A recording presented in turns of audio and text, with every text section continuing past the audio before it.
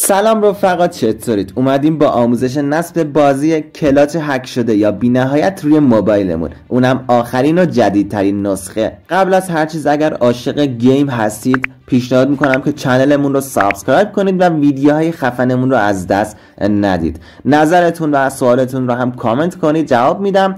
و لینک دانلود این بازی رو داخل دیسکریپشن ویدیو گذاشتم که خیلی راحت میتونید دانلود کنید، ولی لازمه که یک سری نکاتی که داخل ویدیو میگم رو حتما رعایت کنید تا سکه یا الماستون توی بازی بی نهایت بشه.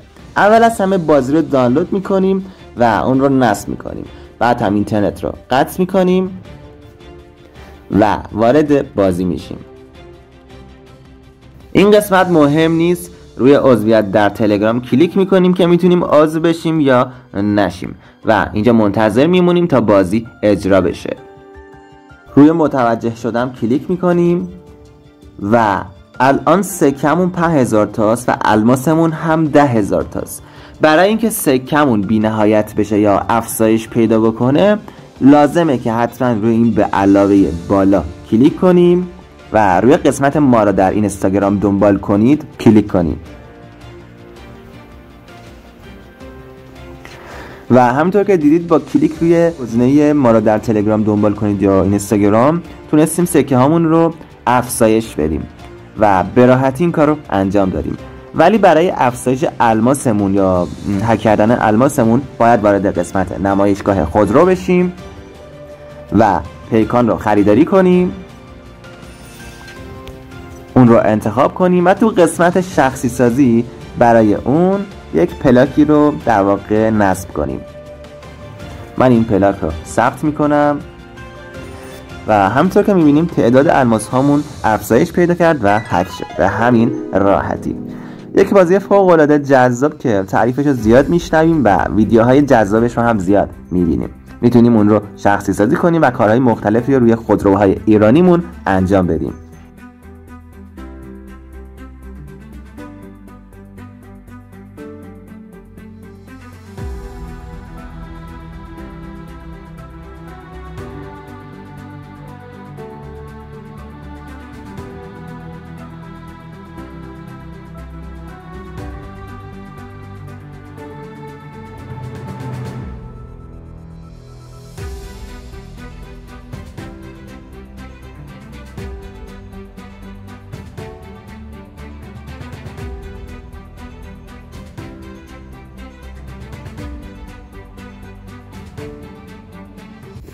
اگر داخل بازی چنین خطایی رو مشاهده کردیم که بازی ما محدود شده، لازمه که یک بار بازی رو ببندیم و دوباره وارد بشیم.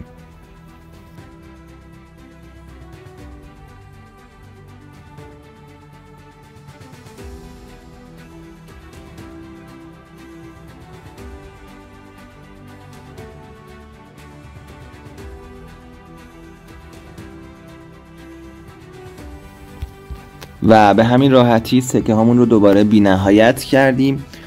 ترجیحاً همیشه وارد قسمت یک نفره بشید و هیچ وقت وارد قسمت چند نفره نشید، چون که بازیتون به مشکل میخوره و محدودیت های ایجاد میشه. مثلا ماشین هاتون رو، سکه هاتون رو ازتون میگیره و دوباره باید هکش کنید.